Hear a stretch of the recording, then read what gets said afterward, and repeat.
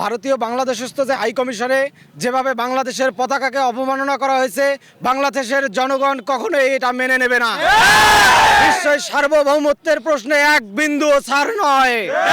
কোনো ধরনের আগ্রাসন বাংলাদেশের জনগণ মেনে নেবে না। এক ফোঁটা রক্তবিন্দু থাকতেও বাংলাদেশের জনগণ এই সার্বভৌমত্বের জন্য লড়াই করে যাবে। বাংলাদেশের জনগণ 1971-এও কোনো রকম ছাড় দেয়নি, 2024-এ এসে আরো ছাড় হবে না।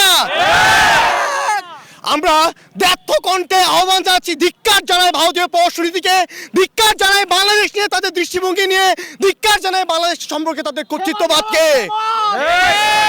Shame on Bharat, shame on India, shame on India. অন্তর্বর্তীকালীন সরকারের কাছে আহ্বান জানাই, অন্যান্য দেশের মতো বাংলাদেশ থেকেও ইসলামকে নিষিদ্ধ করা হোক।